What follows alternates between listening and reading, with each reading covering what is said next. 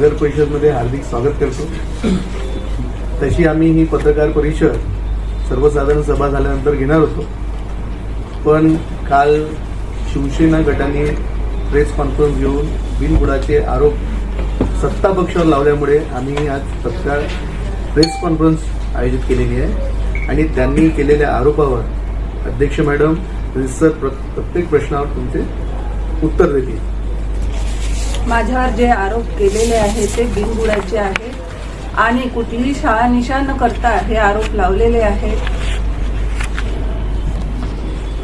भाजपा कधीही विकास खुंटवण्याचं काम करीत नाही, विकासाच्या दृष्टिकोनातूनच भाजपा काम करीत असते। ज्यांनी माझ्यावर हे आरोप लावलेले आहेत ते एक सिनियर नगरसेवक आहे आणि मला त्यांनी जे माझ्यावर आरोप लावलेले आहेत मला अतिशय म्हणजे हास्यास्पद आहे की ते एक नगरसेवक राहून अशा पद्धतीचे आरोप माझ्यावर लावलेले आहे आणि ते मागच्या रेजिम मध्ये सुद्धा नगरसेवक राहून चुकले, त्यांना पूर्ण माहिती आहे या गोष्टीची। तरीही मला आपल्या सर्वांपर्यंत मी प्रेस नोट दिलेली आहे, त्यात माझे सर्व माझे जे नोटिंग आहे ते नोंद केलेली आहे आणि आपणासमोर ती प्रेस नोट मी दिलेली आहे।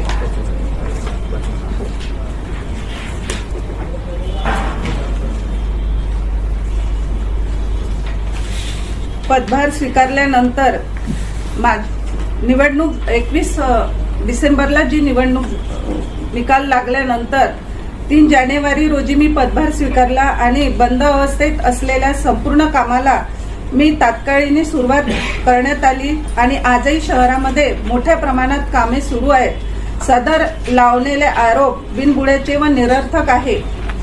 शहरातील जे रस्त्याचे भूमिगत गटार योजना व लोकांना पाणी पुरवण्यात येणाऱ्या पाण्याच्या पाईपलाईनचे काम सुरू असल्यामुळे सदर रस्ते बाधित होत असल्याने सदर रस्त्याचे बांधकाम थांबले असून ती कामे सुरू करण्याकरता सदर कंत्राटदाराला कामे त्वरित करण्याबाबत आदेश देण्यात आलेले आहेत। त्यामुळे कामे हे युद्धस्तरावर सुरू आहेत। हुतात्मा स्मारक, खामतलाव, सागर तलाव व मिस्किन टँक ही संपूर्ण कामे सुरू आहेत। होऊ शकते की या कामात त्यांचे ठेकेदार असल्यामुळे काही दिवसाकरता काम बंद ठेवण्यात आले असेल। हा एक माझ्या विरुद्ध केलेला एक बदनाम करण्याचं एक षडयंत्र आहे असं मला वाटतं।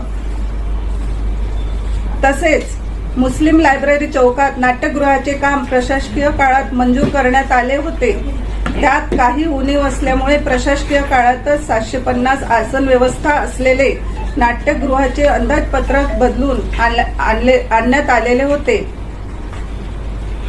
ही सगळी आणि त्यानुसार काम सुरू करण्यात आले। यामध्ये मला असं वाटतं की त्यांची पत्नी निवडून आली की आपण भ्रष्टाचार करायला मोकळे, कदाचित अशी भावना ठेवून असावे म्हणून सुधारित अंदाजपत्रक बदलली की काय असं मला दिसून येते।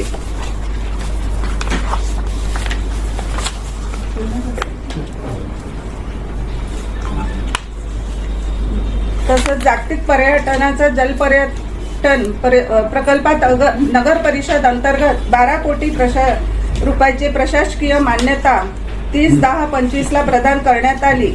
त्या अनुषंगाने शासनाकडून निधी सुद्धा प्राप्त झाले होते, परंतु नगराध्यक्ष पदाची निवडणूक झाल्यानंतर व मी नगराध्यक्षपदी विराजमान होताच आमदार साहेबांनी 22/12/2025 ला प्रशासकीय मान्यता रद्द करण्यात यावी या संदर्भात पत्र माननीय जिल्हाधिकारी यांना देण्यात आले। त्यानुसार जिल्हाधिकारी यांनी पत्र क्रमांक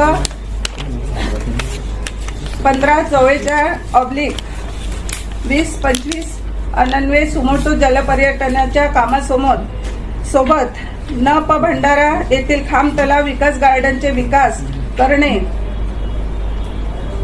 आणि ध्वनी प्रदर्शन करणे, किंमत रुपये 1,99,86,320।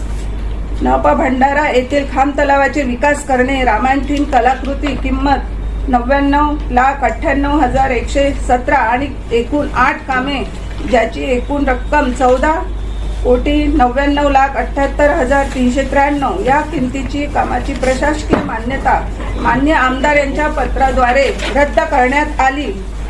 त्यामुळे सदर प्रकल्पाला आमदार परिणयजी फुके यांनी माननीय मुख्यमंत्री फडणवीस यांच्याकडून स्थगिती आणली, त्यामुळे काम बंद पडले अशी खोटी बातमी माननीय नरेंद्र भोंडेकर साहेब पसरवित आहेत।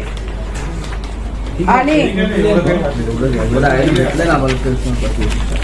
माझ्या माहितीनुसार गोसेंनी हे काम बंद केलेलं आहे, कारण जलसंपदा विभागाची परमिशन न घेता हे काम सुरू करण्यात आलेलं होतं आणि अशा प्रकारच्या खोट्या बातम्या पसरवणे हे आमदार साहेबांनी किंवा त्यांची जे हे आहेत त्या कार्यकर्त्यांनी सुद्धा पसरवणे बंद केले पाहिजे। आणि आपल्या पत्रकारांना Shrihari infrastructure private limited company ही कोणाची आहे आपल्या सगळ्यांना माहिती आहे काय? ही आमदाराचीच कंपनी आहे आणि तीच कंपनी इथे काम करत आहे, हे मला सांगावंसं वाटत आहे। इथे त्या कंपनीला किती कोटीचे काम केले?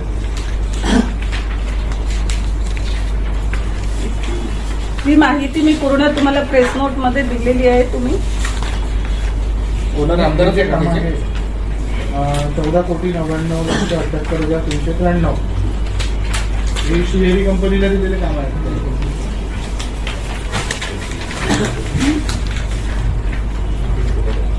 त्याची प्रमाण 30-10-25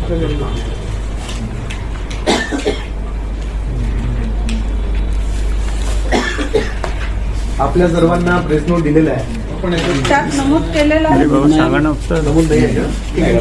जलपर्यटनामधला काही भाग श्रीनंद कंपनी यांनी आधी कोलॅबोरेशन मध्ये केला होता, पण नंतर त्यांनी स्वतः पण श्रीनंद कंपनीने स्वतःच्या नावाने पण काम सुरू आहे। आपल्या सर्वांना सांगतं की काल जी प्रेस कॉन्फरन्स झाली आणि प्रेस कॉन्फरन्समध्ये शिवसेने गटाकडून सांगण्यात आलं की आम्ही एवढा निधी आणला तेवढा निधी आणला। आपल्या सर्वांना हे सांगतं की महायुतीची सरकार आल्यानंतर शहराचा विकास व्हावा, भंडारा शहर हा जिल्ह्याचा ठिकाण आहे, या कारणास्तव महाराष्ट्राचे लाडके मुख्यमंत्री देवेंद्र फडणवीस, त्याचप्रमाणे उपमुख्यमंत्री एकनाथजी शिंदे आणि स्वर्गीय अजितदादा पवार यांनी मोठ्या प्रमाणात भंडारा शहराच्या विकासासाठी निधी उपलब्ध करून दिला। हा कुणा एकट्याचा नाही, पण महायुतीने शहराचा विकास व्हावा यासाठी मोठ्या प्रमाणावर भंडारा शहराला निधी उपलब्ध करून दिला आणि निधी उपलब्ध करून देताना शहराचा समतोल विकास झाला पाहिजे। आणि शहरामध्ये अनेक समस्या आहेत, मागच्या अनेक काळापासून शहराच्या मूलभूत गरजा पूर्ण होऊ शकल्या नाही आणि त्या गरजा पूर्ण व्हाव्या यासाठी शासनाच्या माध्यमातून भारतीय जनता पार्टी प्रणित महायुती सरकारने अनेक योजनांच्या माध्यमातून भंडारा शहराला अनेक योजनाचा लाभ दिलेला आहे आणि त्या योजना व्यवस्थित व्हाव्या, शहराचा समतोल विकास व्हावा, प्रत्येक प्रभागामध्ये प्रत्येक क्षेत्रामध्ये आणि सर्व समाजा बांधवांपर्यंत कामाची व्याप्ती व्हावी यासाठी सरकारच्या माध्यमातून मोठ्या प्रमाणात निधी उपलब्ध करून देण्याला एकाचा कुणाचा याच्यात सहभाग नाही, यासाठी महायुतीचा मोठा, या सर्वांमध्ये महायुतीचा मोठा श्रेय आहे। म्हणून कोणी अनेक दिवसापासून आम्ही आणले नाही, महायुती सरकारने या शहराच्या विकासासाठी हा निधी उपलब्ध करून दिलेला आहे। प्रचारादरम्यान मी जेव्हा फिरत होती तर मला म्हणजे मी असं ऐकलं की त्यांनी 3,500 कोटी रुपयाचे विकास कामाचा निधी आणलेला आहे आणि आता तर ते म्हणत आहे की 700 कोटी कामं आणले, तर मला त्यांनी त्या कामाची यादी द्यावी, मी ती पूर्ण करेल।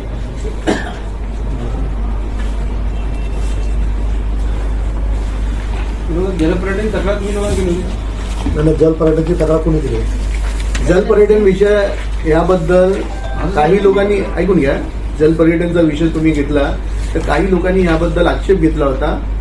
सदर जागा गोसे अंतर्गत येत आहे आणि गोसे अंतर्गत येत असल्यामुळे त्याच्यावर कोणी याचं केल्यानंतर गोसेकडून कोणत्याही प्रकारची एनओसी त्या प्रकल्पासाठी घेण्यात आली नव्हती आणि त्यामध्ये काही निधी हा दलित वस्तीचा पण वापरण्यात आला होता। जलपर्यटनाच्या निधीच्या सोबतच काही दलित वस्ती अंतर्गत जो निधी आपल्या नगर परिषदला उपलब्ध होतो तो पण निधी तिथं वापरण्यात आला होता. त्याच्यामुळे काही लोकांनी, काही नागरिकांनी याच्याबद्दल कंप्लेंट केली होती की जे प्रभाग दलित वस्तीमध्ये राखीव आहेत अशा प्रभागात काम होत नाहीये आणि जिथं आवश्यकता नाही आणि फक्त मनोरंजनाचं साधन म्हणून दलित वस्तीचा निधी हा जलपर्यटनमध्ये वापरण्यात येत आहे. हे कुठेतरी चुकीचं आहे. त्याबद्दल अनेक कंप्लेंट्स आले होते व त्याच्या जेव्हा चौकशी केली तर तेव्हा अशी माहिती प्राप्त झाली की गोसेनी ह्या प्रकल्पासाठी कोणतीही मंजुरी दिली नव्हती. कारण ती जागा नगर परिषदच्या हद्दीमध्ये येत असली तरी पण ती पूरपीडित या बाढपीडित क्षेत्र आहे. त्यांनी त्यावर सांगितलं की आम्ही याच्यावर कोणत्याही प्रकारची परवानगी दिलेली नाही. त्या अनुषंगाने जलपर्यटनावर तुर्तास स्थगिती आलेली आहे. आता हे जल पर्यटनचा विषय जो आहे तर जल पर्यटनवर जेवढं कामं झाले त्याच्यात काही बिलं निघालेले आहेत. हो, आमच्या माहितीप्रमाणे जलपर्यटनमध्ये जे काम झाले आहे आणि त्याच्या दलित वस्तीमध्ये नियर अबाउट 15 कोटीचे कामं प्रस्तावित आहे. दलित वस्तीचा निधी तिथं वापरण्यात आलेला आहे नियर अबाउट 14 ते 15 कोटीच्या घरात आहे. वैशिष्ट्य पूर्ण निधी अंतर्गत 14 ते 15 कोटी रुपये तिथं प्रस्तावित कामामध्ये आहे. म्हणजे नियर अबाउट 30 कोटी रुपये त्या जल पर्यटनच्या कामाकरता प्रस्ताव केले आहे. नाही, हे झाले दलित वस्ती म्हणताय, पण टोटल आतापर्यंत खर्च म्हणजे किती म्हणजे पैसा देण्यात आला, म्हणजे आता जो काही काम झालं असेल जल पर्यटनचा आता काही निधी दिला गेला का कॉन्ट्रॅक्टरला? काही प्रमाणात त्याला निधी किती अंदाज एक म्हणजे आकडेवारी काढून तुम्हाला सांगतो आम्ही. त्याची आकडेवारी मी तुम्हाला प्रेस नोटमध्ये तरी पण म्हणजे काही कोटीच्या घरातच असेल ना. अकाउंट सेक्शन तात्काळ मिळू शकते.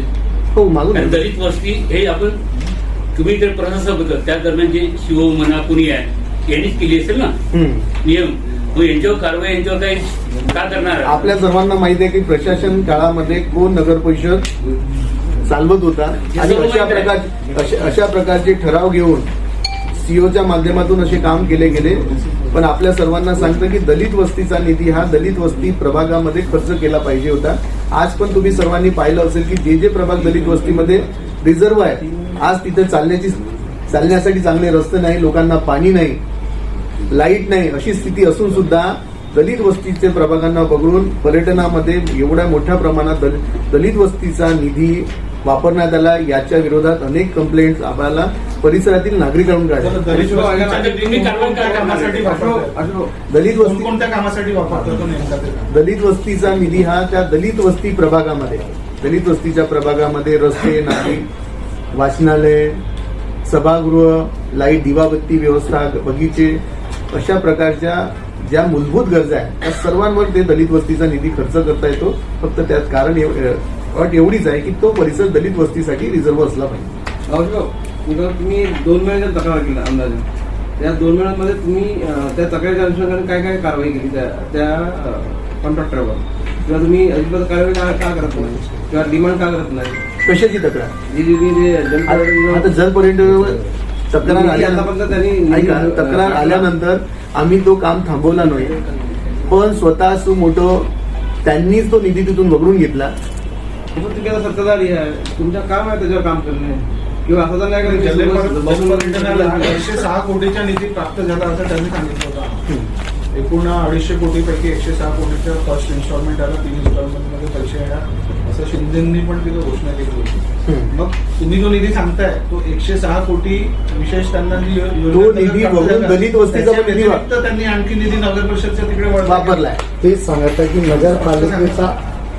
आहे की नगरपालिकेचा जो निधी होता तो दलित वस्तीमध्ये नियर अबाउट 14 ते 15 कोटी. तुमचा इश्यू जो आहे फक्त दलित वस्तीचा पैसा वापरला याच्यासाठी आहे की अजून दुसरं काही आहे? म्हणजे जलपर्यटन झालं पाहिजे की नाही झालं पाहिजे? झालं पाहिजे याच्या याला एक तर पुन्हा थांबवण्या विषयच नाही. आपल्या सर्वांना सांगतं की 2000 कुठे थांबला की ते 14 कोटी रुपये जे त्यांनी प्रशासकीय मान्यता रद्द करण्याकरता त्यांनी दिले. त्यांनी सांगितलं का शहराचे विकास कामं थांबवतात. 14 कोटी रुपये प्रशासकीय मान्यता रद्द करण्याकरता ऑनलाईन टेंडर लाईव्ह. याच्यामध्ये परिणय फुके साहेबांनी जो काम थांबवलेला आहे तो दलित वस्तीचा पैसा वापरला गेला त्याचा आहे का ते? जे पत्र आपल्या मुख्यमंत्र्यांचा इंडो जो ज्याच्यावर मारलेला आहे थांबवण्याचं काम संदर्भात मधलं जे पत्र व्हायरल झालं होतं पूर्वी किंवा दिलं गेलं होतं, तर ते पत्र ह्यासाठी दिला गेला होता की चुकीच्या पद्धतीने तिथं काम होत आहे, शासनाचा मोठ्या प्रमाणात पैशाचा अपयोग होत आहे, जो निधी शहराच्या विकासासाठी उपयोगात आला पाहिजे होता तो वापरला गेला नाही आणि चुकीच्या पद्धतीने आणि चुकीच्या मार्गाने इथं निधी खर्च केला गेला होता.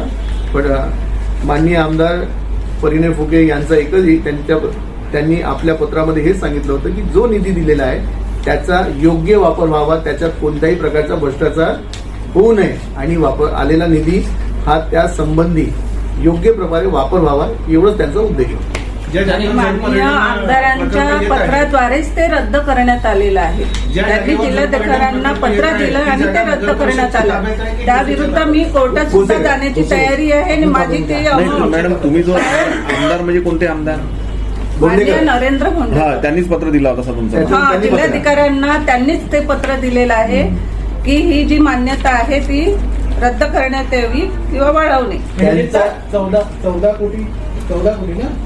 कोटी रुपये ते अन्य कुठल्या ठिकाणी वळते गेले का त्यांनी की हा निधी दुसरीकडे द्यावा? सध्या त्यांनी प्रशासकीय मान्यता रद्द करण्याकरता या बाबतीत मी कोर्टात सुद्धा जाण्याची माझी तयारी आहे, जेणेकरून माझा विकास, भंडाऱ्याचा विकास झाला पाहिजे, मला परत आणणे आहे.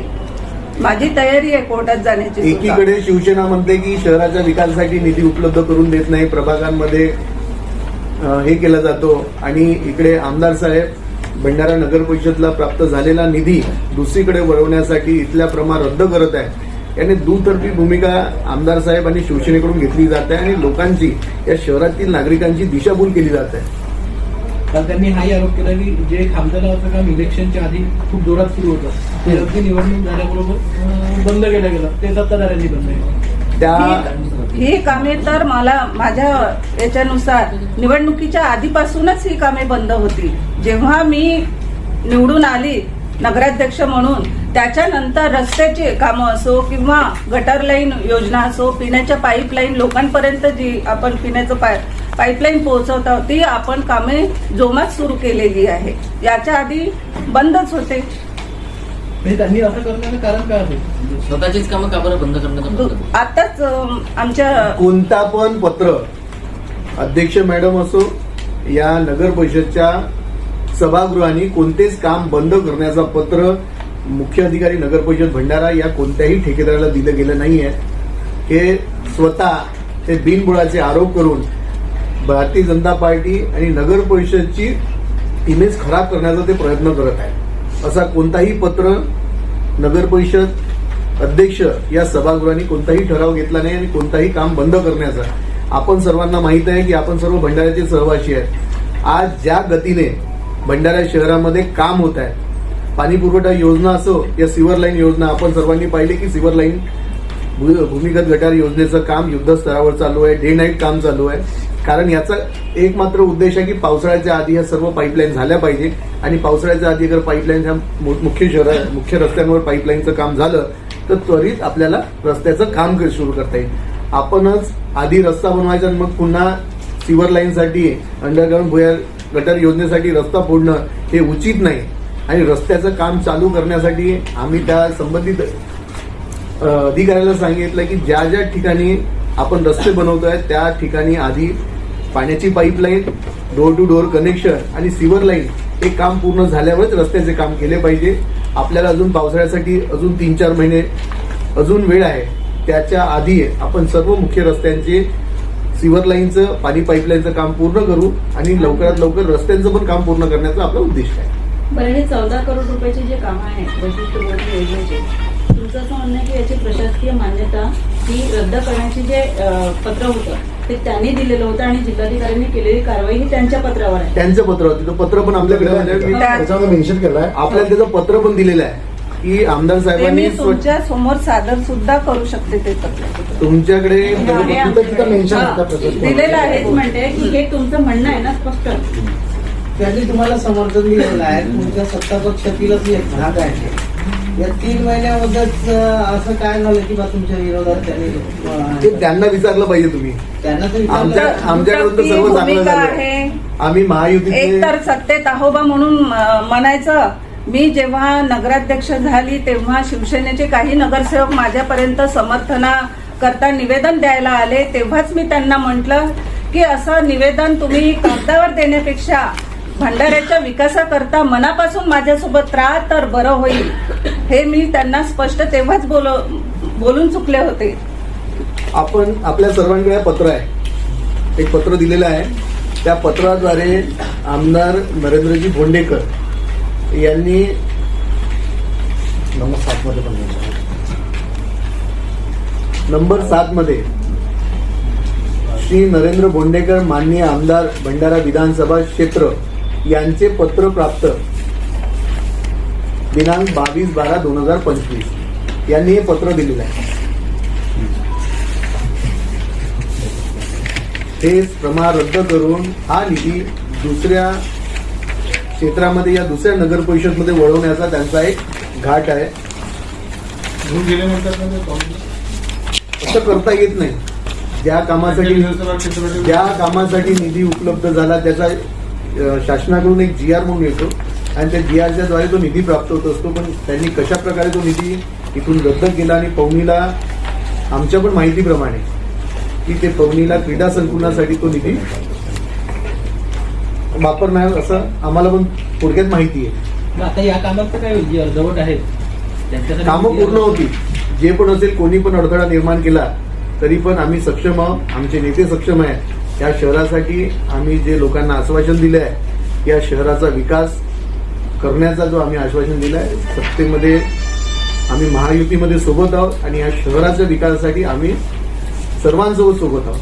पण त्याच्यात शहराचा विकास हा मुख्य उद्देश असला पाहिजे. पण काही नगर परिषदला डिस्टर्ब करून काहीतरी तो विकास थांबवणं आणि शहरातील नागरिकांचा इथं नुकसान होणार आहे, तो आम्ही नुकसान होऊ देणार नाही. आम्ही आपल्या सर्व परीने या शहराच्या विकासासाठी कटिबद्ध आहोत आणि आम्ही जे जे आश्वासन दिले ते आश्वासन पूर्ण करण्याचं आम्ही काम करतो. बरं, इथे शेवटच्या पत्रात श्री आर्या कन्स्ट्रक्शन तिरोडा ही जी कंपनी आहे ती अजूनही भंडाऱ्यात कामं करत आहे का?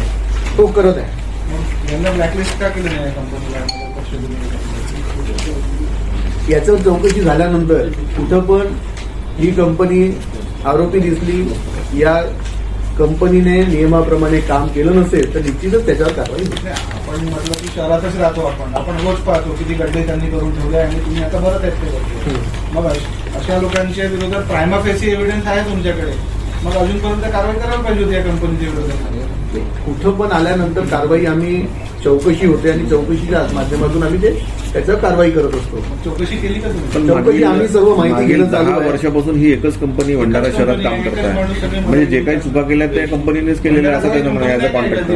नाही, आता त्याच्यात काही सुधारणा निश्चितच आपण करू, आपल्या सर्वांच्या सहकार्यानं करू. त्याच्याकरताच मी नगराध्यक्ष म्हणून निवडून आली तर स्वतः पाहणी केली आणि जोपर्यंत पाण्याची पाईपलाईन आणि गटार योजना होत नाही तोपर्यंत रस्ते बिलकुल म्हणजे त्यांना सांगितलं हे झाल्यानंतरच आपण आदेशच दिलेले आहे की तुम्ही करू शकता. आम्ही कुठलेही कामं थांबवलेले नाही म्हणण्याचा म्हणजे आता तात्पर्य. याच्यानंतर जी कंपनी आर्या कंपनी याला म्हणजे पुन्हा तुम्ही कामं देणार आहात का? काय म्हणजे आता सध्या कारण आम्हाला आतापर्यंत सर्व जवळजवळ कामं तर त्याच काही- कंपनीने केलेली आहे. यांच्या हातात त्यानं काम द्यायचे, निविदा जे होईल.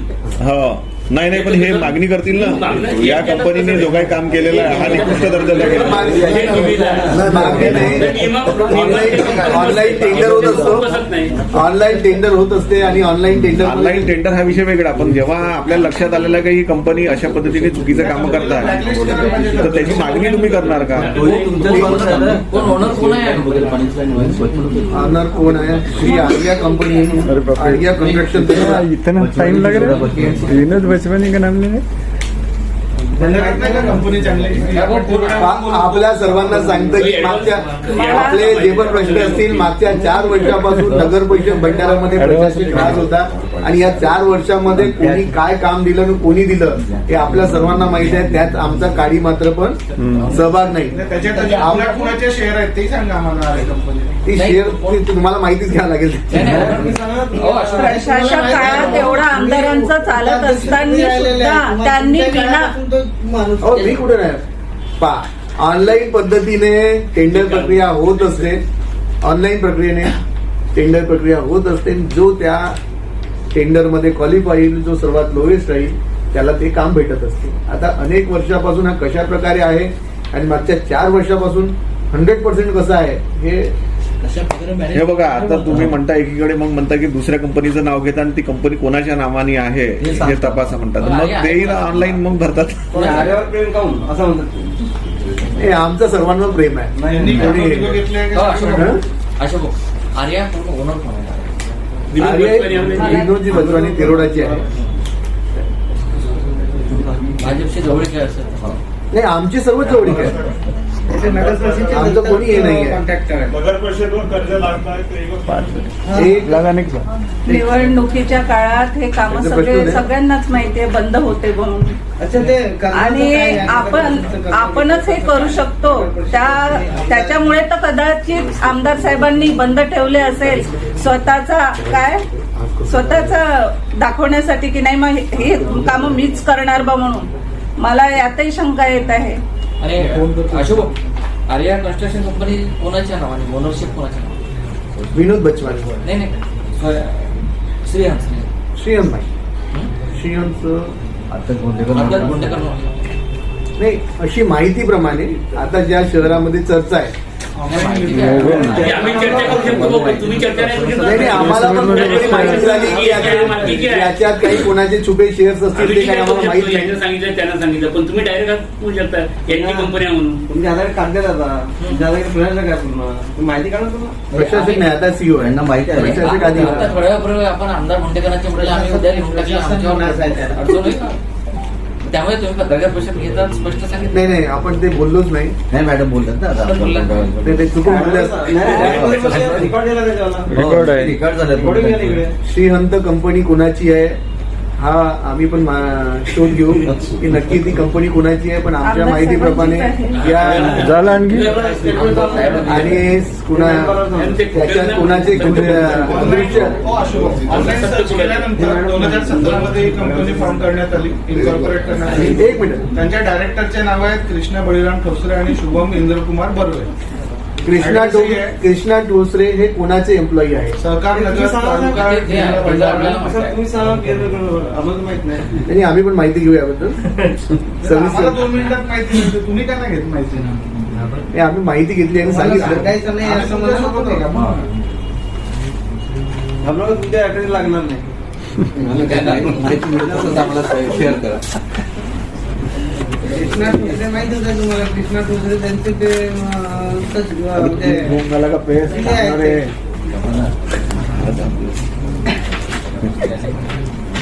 कंपनीचा नगर परिषदेवर जे कर्ज आहे त्याच्याबद्दल प्रशासनाच्या काळाकारामध्ये आपल्या सर्वांना सांगतो मी की आम्ही 2015-16 मध्ये भारतीय जनता पार्टी पहिल्यांदा त्या नगर परिषदमध्ये निवडून आली पूर्ण बहुमताने.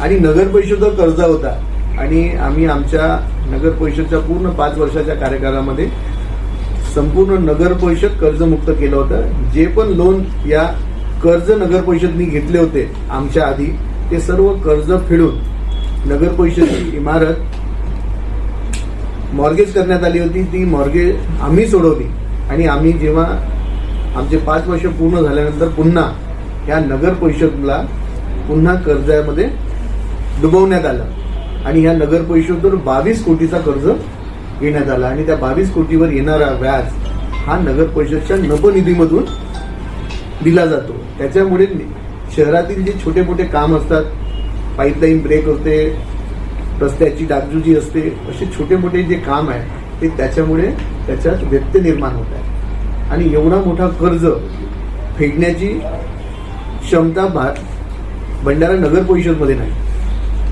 कर्ज घेतलं कसं कोणी घेतलं? मार्गेज काय केलं याच्यावर? घेतलं की काय? त्यांची आम्ही माहिती मागितली. मार्गेज काय आता? तुम्ही 2 महिने काऊन करायला माहिती मागून माहिती मागितली आहे. नाही, नाही. माहिती आम्ही मागवली आहे त्यांची, कशा प्रकारे किती कर्ज घेतलाय, किती हे घेतलाय. अर्थसंकल्प असल्यामुळे ते सर्व आमचे अकाउंटचे अधिकारी त्याच्यात व्यस्त होते आणि त्याच्यामुळे आम्ही त्यांच्या माहिती मागितली. तर आम्हाला वाटते की हा जसं अर्थसंकल्प आमचा झालेला आहे निश्चितच याबद्दलची सर्व माहिती आपल्या सर्वांना पुन्हा आम्ही एक प्रेस कॉन्फरन्स आपल्या सर्वांना सांगतो की आज ही प्रेस कॉन्फरन्स नियोजित नव्हती.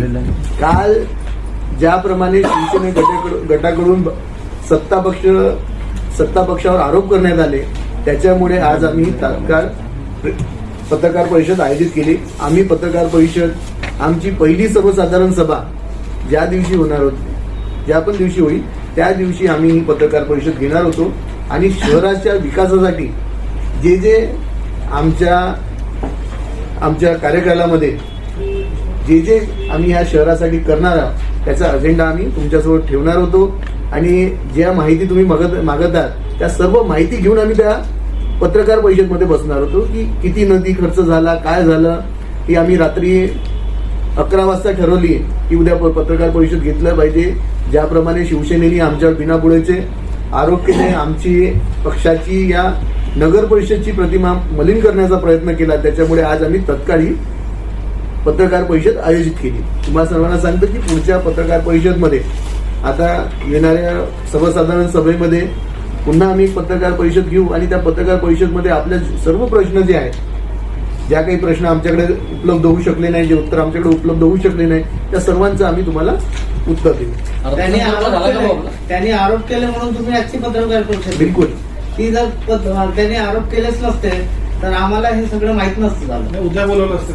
नाही, आम्ही सर्वसाधारण या आधी पण काही पत्रकार बांधवांशी माझं बोलणं झालं होतं की आम्ही आल्यानंतर नगर परिषदमध्ये आल्यानंतर प्रेस कॉन्फरन्स घेण्याचं आम्ही ठरवलं होतं आणि काही पत्रकारांसोबत माझं बोलणं पण झालं होतं की आमची पहिली सर्वसाधारण सभा जेव्हा पण आयोजित होईल त्या सभेनंतर आम्ही शहराच्या विकासासाठी जे जे ठराव घेतले आहेत ते सर्व आपल्यासमोर मांडणार होतो. आणि आर्थिक बजेट किती झालं तुमच्याकडे?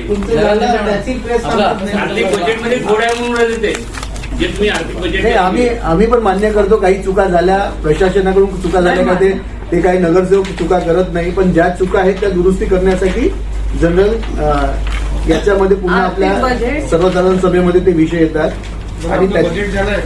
हो, बजेट झालं. त्याच्यावर ऑडिट काय निघालाय का? आता ऑडिट व्हायचं आपण आपल्याकडे 28 काही एकदम किरकोळ चुका आहे. विशेष खूप मोठ्या सभेमध्ये चुका बजेट नाही मंजूर केल्या. करून घ्यावा लागतो. बजेट सभेने मंजूर केला तो जिल्हाधिकाऱ्याकडे पाठवावा लागतो. त्याच्यामध्ये छोट्या मोठ्या आता प्रशासकीय काळामधून तो आतापर्यंत 25 वर्षपर्यंत आला. 25 वर्षपर्यंत आतापर्यंत बजेटमध्ये त्यांना जे आकडे उपलब्ध झाले त्यांनी मांडणी केली. काही त्याच्यावर आम्ही पण आक्षेप त्या घेतला. चुका लक्षात आणून दिल्या, त्या दुरुस्त करून तो जिल्हाधिकाऱ्याकडे परमिशनला पाठवते. जिल्हाधिकारी त्याला मंजुरी दे. म्हणजे त्याच्यात जाणबुजून काही घोड केला आता त्याच्यात जमीन आकडेवारी बदलण्यात आली असा कोणताही विषय नाही. आपला 27 ते 28 आता सर एक अजून एक विषय 27 ते 28 तारखेला जे काही बजेट झालं या शहराचं बजेट आपण मांडतात, शहराच्या विकासाचा आराखडा मांडतात आणि मीडियाला आपण म्हणजे माहीत सुद्धा होत नाही बजेट झालं. आता आपण सांगतात तेव्हा माहिती होतं की बजेट फायनल झालं नाही साहेब. बजेट फायनल नाही, तो प्रस्ताव सभेपुढे मांडला जातो, त्यात काही करेक्शन असले तर त्यात मागवले जातात. जसं तुम्हाला सांगतं की ज्या चुका जे तुम्ही सांगत आहात, आम्ही आमच्या सभागृहामध्ये अर्थसंकल्पावर काही प्रश्न आम्ही निर्माण केले, आम्ही स्वतः पण निर्माण केले. ज्यात एक असं एक विषय होता, अर्थसंकल्प नव्हता का आपण सादर केलेला? तो अर्थसंकल्पच होता ना. याचं फायनलाइज व्हायचं आहे ना साहेब. फायनलाइज झालं तर आम्ही सांगू ना तुम्हाला. फायनलाइज यासाठी व्हायचं आहे, त्यावर आक्षेप आल्यामुळे बरोबर. त्यांनी केलं ते आक्षेप त्यांनी केलं ना. आक्षेप आल्यामुळे मात्र बजेटच मांडला ना तुम्ही तो. याच्यामध्ये तुम्हा सर्वांना सांगतं की मागच्या 3 वर्षाचा ते आकडे सांगत असतात. मागच्या 3 वर्षामध्ये आम्ही हे केलं, याच्या अनुषंगाने आम्ही याची अशी तरतूद केली. तर काही ठिकाणी असं झालं, एक उदाहरणार्थ मी तुम्हाला सांगतो की मागच्या 4 वर्षापासून जाहिरात कर 3 वर्षात 000. हे कोणाला तरी पटणार आहे का? भंडारा शहरात मोठ्या संख्येने होल्डिंग लागलेल्या आहेत ना, आणि ते आजपासून नाही लागले आहेत, अनेक वर्षापासून लागले आहेत. पण मागच्या 3 वर्षापासून जाहिरात कर 0 उपलब्ध काय झालं, प्राप्ती किती झाली 000. तर ह्या प्रकारे काही याच्यावर आम्ही आक्षेप उचलला आणि LCD ज्या स्क्रीन लावलेल्या आहेत त्या प्रशासनाच्या कार्यकाळामध्ये लावलेल्या आहेत, त्या कितीच्या आहेत त्याच्याबद्दल माहिती आम्ही पुढच्या त्याची तर माहिती देण्यात आली. त्याचा पण 0 दाखवलाय ना, तेच मी तुम्हाला त्याची सांगतो. निविदा काढण्यात आली होती. निविदा त्या संगमतानी ते देण्यात आली, जसे ते माहिती असेल ना कोणाला आपण लावला कुठेतरी का तू काम कर पैसे मला दे असं. वायफाय बद्दल पण आम्ही माहिती घेतली. ज्याप्रमाणे मागच्या प्रशासकीय कार्यकाळामध्ये मोठा गवगव करून प्रत्येक चौकामध्ये आम्ही वायफाय देऊ म्हणून त्यांनी एक योजना राबवली होती, पण तो वायफाय आम्ही पण शोधत आहोत. तुम्हाला भेटलं तर आम्हाला पण सांगा तुम्ही. काही माहिती तुमच्याकडे असेल तर ते पण सांगा. तुमच्याकडे असेल ती माहिती आम्ही पण वायफाय शोधत आहे. आम्ही पण ते शोधून आहे. माझ्या तो एवढं पर्टिक्युलर नाही, पण अंदाजे होऊ शकते की 2 करोड रुपये त्यांनी खर्च केले असं काही थोडक्यात माहिती आहे. पण सत्यता आपण तपासून पाहू. काही नाही, गुन्हे दाखल करा त्याच्यावर. भाऊ, आपण बजेट जेव्हा म्हणतात त्यावेळेस सगळे आकडे आपल्या समोर येतात आणि आपण माहित नाही म्हणतो. नाही आकडे मी तुम्हाला सांगितलंय ना. याच्याबद्दल मी जाहिरातीबद्दल उदाहरणार्थ सांगितलं की जाहिरातीबद्दल तेच आपण अधिकृतपणे जेव्हा बजेट जेव्हा मांडण्यात आपण जो अर्थसंकल्प मांडलेला आहे की नाही, तो काय मांडलेला होता तो देऊन द्या ना प्रसिद्धीमध्ये. आम्ही देऊन देऊ. आम्ही अर्थसंकल्पामध्ये काही त्रुट्या ज्यात करेक्शन त्या होत असतील ना. आणि या विचाराधीन आहे ना. अर्थसंकल्पाचं पूर्ण आपण याच्या व्यतिरिक्त बैठक प्रेस कॉन्फरन्स घेऊन त्याच सांगू. कारण अर्थसंकल्पीवर बोलण्यासाठी एक वेगळा वेळ घ्यावा लागेल आणि खूप डिटेल आहे. एवढी तुम्ही पहिले ते वायफाय कुठं लावलं ते शोधा पाहिजे आणि पैसे किती विड्रॉ झाले ते दाखवा. तर तेच तर म्हटलं की आमचे लोक पण शोधत आहेत. तुम्हाला पण दिसलं तर सांगा. तुमच्याकडे अकाउंट सेक्शन आहे आणि ना. पैसा खर्च केला असेल नगर परिषद त्याच्यात तात्काळ गुन्हे दाखल करा. निश्चितच निश्चित नाही करा. तुम्ही कराल का? करू सर, करू. परिषदेचे जे आमसभा होतात त्याच्यात आम्हाला पण निमंत्रण देत चला. आम्ही पण आमसभेमध्ये एक थोडंसं मी तुम्हाला माहिती सांगतो की ग्रामपंचायतमध्ये आमसभा होते त्या सर्व नागरिकांना बोलवलं जाते. पण नगर परिषद असो या महानगरपालिका असो या सभागृहामध्ये या याच्यामध्ये बाहेर सदस्यांच्या व्यतिरिक्त बोलवलं नाही, जातं. असं- हे आमचा नियम नाहीये. नाही असं नियम मंडळात जाऊ शकतो. विधिमंडळात गॅलरी असते त्याला. त्याच्यात एक मीडिया गॅलरी असते. त्याने मीडिया गॅलरी आम्ही फक्त असं बोलणार त्याच्यात आम्ही काही बोलणार नाही. त्याच्या प्रकारची मीडिया गॅलरी आपण येणाऱ्या काळामध्ये जेव्हा नवीन इमारत तयार करू तेव्हा अशी एक मीडिया गॅलरी तयार करण्याचा प्रयत्न करू. मीडिया गॅलरी नका ठेवू. काही गॅलरी नाही, ते बरं नाही वाटलं तुम्हाला आम्ही मागं बसवू. नाही, नाही. प्लास्टिकच्या खुर्च्या लावा. प्लास्टिकच्याच खुर्च्या लावा. चुपचाप बसून ऐकू शकतो. भूमिगत गटारचं किती टक्के काम आता शहरात झालं आहे? तुमच्या मते किती टक्केपर्यंत काम झालं असेल?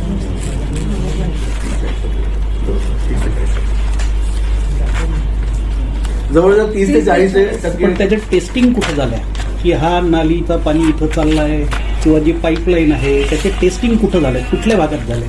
मला एवढंच म्हणायचं आहे की ही कामे बंद याच्यात होती आणि नगराध्यक्ष विराजमान झाल्यानंतर मी याची पडताळणी घेऊन ते तात्काळ सुरू केली. 3 जानेवारीला ते म्हणजे फास्ट यांनी सुरुवात झालेली आहे.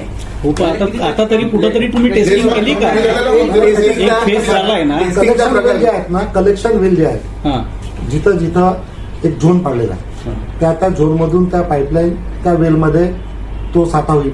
तर ते जोपर्यंत तो लेवल आणि त्यांचा टीएस जोपर्यंत होत नाही तोपर्यंत टेस्टिंग आता फेज 1 कम्प्लीट झालं फेज 1 कम्प्लीट झाल्याची नाही, माहिती कोणतं आहे. ते आम्हाला माहिती झालं का फेज 1 कम्प्लीट नाही झालं? नाही फेज- पूर्ण झालेला आणि राहिली तुम्ही विषय जो घेतला टेस्टिंगचा असं असतो की ह्या एंड पासून ते ह्या एंड पर्यंत जोपर्यंत काम कम्प्लीट होत नाही एक झोन आहे त्या झोन मध्ये ते टेस्टिंग केला जातो पण तो झोनच कम्प्लीट झाले नाही. एकही झोन कम्प्लीट नाही कोणतेच भंडाऱ्यातला. झोन कम्प्लीट झाला. टेस्टिंग कशी मला कालच्या प्रेसमध्ये त्यांनी सांगितलं ना की एक झोन पूर्ण कम्प्लीट झाला त्याचा पैसाही उचलून झाला पैसेही उचलून प्रेशर झाले. पाईपनी तो चेक केला जातो टेस्टिंग आणि प्रेशर पाईपनी चेक करताना दोन्ही एंड क्लोज असले पाहिजे. माहिती तुम्ही आता आउट चेंबर दिले, मेन लाईन टाकली, आउट चेंबर दिले, लोकांचे कनेक्शन जोडलेच नाही तर टेस्टिंग कशी करणार? म्हणून आधीच म्हटलं मी माहिती न घेता जे एवढे अनुभवी नगरसेवक माझ्यावर आरोप करत आहे तर त्यांनी माहिती तर घ्यायला पाहिजे होती ना या कामाची.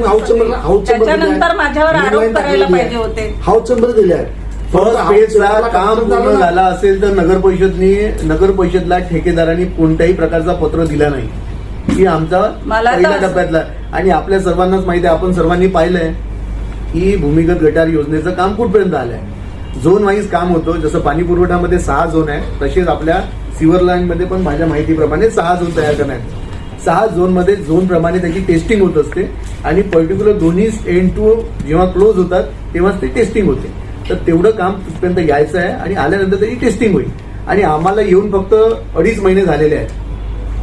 2.5 महिने झाले आणि 2.5 महिन्यामध्ये आम्ही युद्धस्तरावर सर्व कामांना गती वाढवली आहे. आमचे अध्यक्ष मॅडम असो उपाध्यक्ष मॅडम असो या आमचे सर्व नगरसेवक या सर्व पक्षाचे नगरसेवक सर्व कामांवर जात असतात पाहत असतात आणि काम अजून गतीने व्हावं यासाठी आम्ही काम करत असतो. नहीं पर जो लाइन क्लीन से काम होना चाहिए, अप एंड डाउन होना चाहिए, वो तो कुछ दिख रहा नहीं, सिर्फ खोद रहे पाइप डाल रहे तुरंत वहाँ पर अपना क्या बोलते हैं चेंबर लगा दिया। चेंबर बना दे रहे हैं। मध्यंतरी तो देखने में यार पाइप तो इतना छोटा लग रहा है। देखो ये इसका पानी कैसा पास नहीं, होगा? ये हमको भी जब नई स्कीम चालू हुई थी तो हमको भी ऐसा ही लगता था, क्योंकि पिक्चर में हमने भी भाई बड़ी बड़ी पाइपलाइन देखे थे, बराबर। जो पिक्चरों में दिखाता है कि पूरा आदमी लाइन में जाता है, तो हमको भी ऐसा लगा कि बाबा ये क्या लाया इन्होंने, कि छोटी छोटी पाइप लाइन में कैसे पानी निकलेगा। तो अभी कैसा है, टेक्नोलॉजी बदल चुकी है, टेक्नोलॉजी बहुत सारी बदल चुकी है और बहुत अच्छी टेक्निक जो भी यूज की है, अच्छी टेक्निक यूज की है। हाउस तो चेंबर दिया हुआ है और सक्शन, ये पूरा सिस्टम सक्शन से होता है। छोटे पाइप से कुछ उसमें इम्पैक्ट नहीं पड़ता, लेकिन ये पूरा सिस्टम जो होता है suction, up end ground, level, ये बहुत ही मैकेनिकल पूरा ये काम है।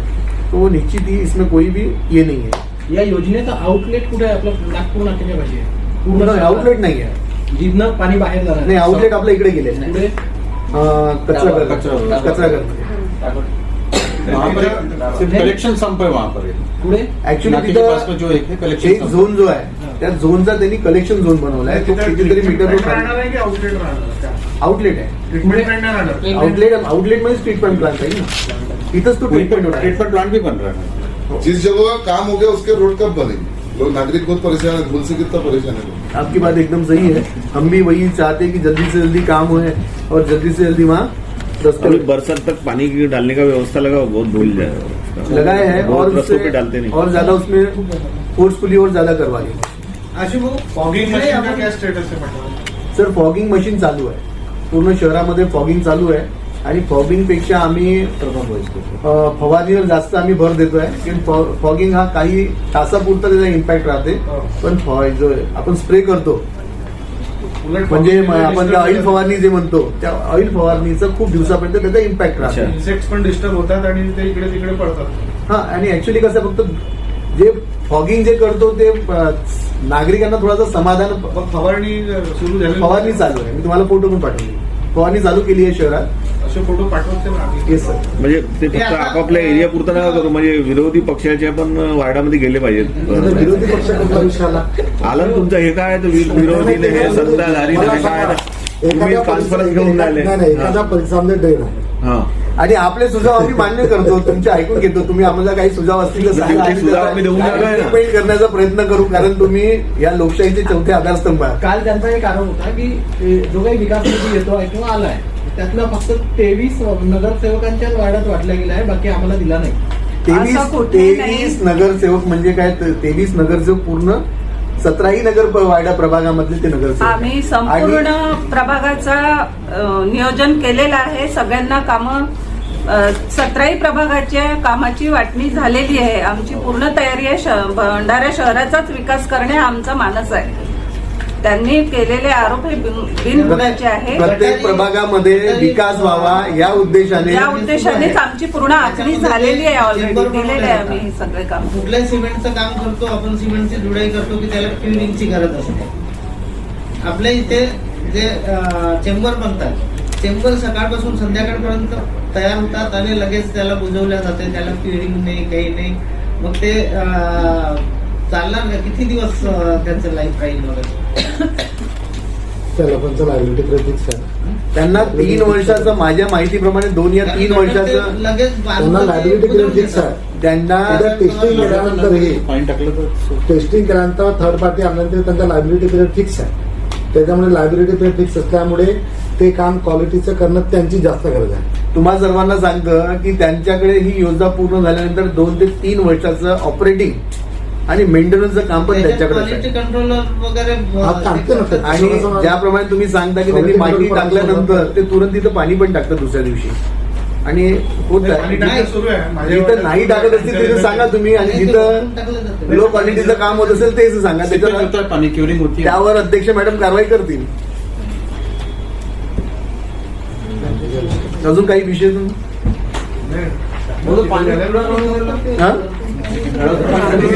उद्या बोलले देऊन राहिला का? चांगलं पाणी येत आहे मॅडम? बरं, तुम्ही पूर्ण शहरात जसे काही वेळा ठरवले आहे की टँकर सगळीकडे फिरायला पाहिजे जेणेकरून धुळीचा त्रास होणार नाही, कारण खूप लोक आमच्याकडे येतात। नाही, जिथं जिथं काम सुरू आहे या जिथं काही दिवसाआधी काम चालू आहे, अशा 4-5 म्हणजे 1 हप्त्यापर्यंत आपण पाणी मारत असतो, त्यांना कंपनीला सांगितलं आपलं काम नाही येते, त्या दिवसातून कंपनी किती वेळेस तुम्ही काय ते वेळ ठरवलं ते 2 टाइम मारतात त्या जनरली 2 टाइम मारतात. पण ज्या ज्या रस्त्यावर काम चालू आहे त्यांची मागणी आहे की 12 वाजता आणि 4 वाजता असे 2 वेळेस पाणी मारावं. ठीक आहे ना, बरोबर. आता हे ट्रॅक्टर लागलेले नगरसेवक किती नगरसेवकाचे आहेत लावलेले काही नगरसेवकांचे ट्रॅक्टर कुठे लागले एकत्र फेकासाठी नाही नाही, अशी कोणाचे आमच्या माहितीप्रमाणे तरी कोणत्याही याची तर नगरसेवक निविदा मागील प्रशासकीय काळात झाली आहे ना, आता पुन्हा लावण्यात येतं. तेच आणि प्रशासकीय काळामध्ये तो टेंडर झालाय आणि त्या पण नाही का कोणत्याही नगरसेवकाचे आमच्या माहितीप्रमाणे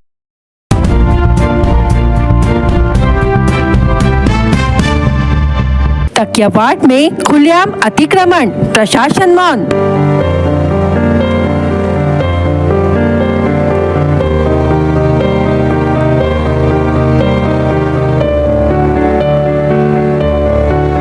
प्रभाग क्रमांक 10 में रोड नाली पर कब्जा, नागरिकों का जीना दुश्वार।